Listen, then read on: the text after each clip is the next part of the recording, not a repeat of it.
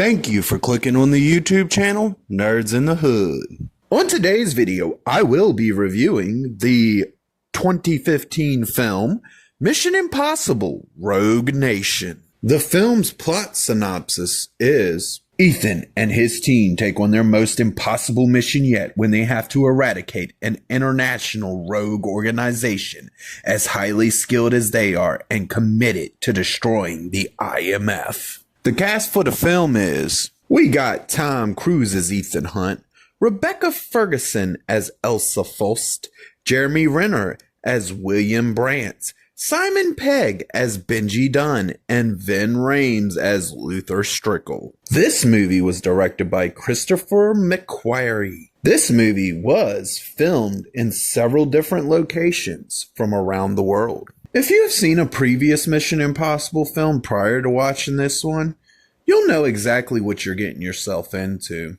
It's the same Mission Impossible formula that they've been using since the original, it feels like. And it stays true to that formula. It doesn't skew too far from it. And it gives you a really good film that's entertaining from beginning to end. This film has an action-packed opening that sets up the tone of the film and the pacing of the film for the entire runtime. If you've been watching all the films or you've seen all the films up to this point, you'll start to notice something that all of them are kind of guilty of, and this one's guilty of it too. They start to reuse ideas that they used in the previous films. And yes, sometimes they reuse them in a little bit different way than they did previously, but they're mostly still reusing a lot of the ideas for the films. Not only do we get some amazing acting from the entire cast, we also get Tom Cruise doing some crazy ass stunts for the sake of making an entertaining movie.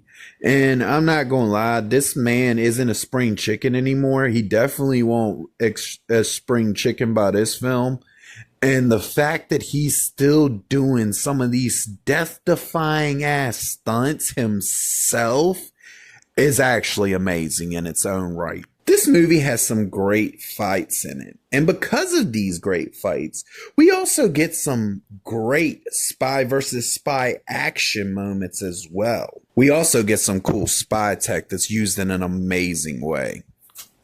Since the movie is called Mission Impossible, they have plenty of things that seem completely impossible for the crew to do in this film. The soundtrack for the film is really good, but the opening theme song, which has been remixed yet again, doesn't really stand out as anything special this time around. This film does have some original ideas for it, and it takes those original ideas, blends it with the reuse parts to make a highly entertaining film that entertains from the very beginning of it all the way through to the end credits. This movie has several twists throughout the course of the film, and it reveals them in a way that is entertaining and does not bother or mess with the flow of the film in any way, shape, or form. And some of them might actually even catch you a little bit off guard. This movie has a well-executed story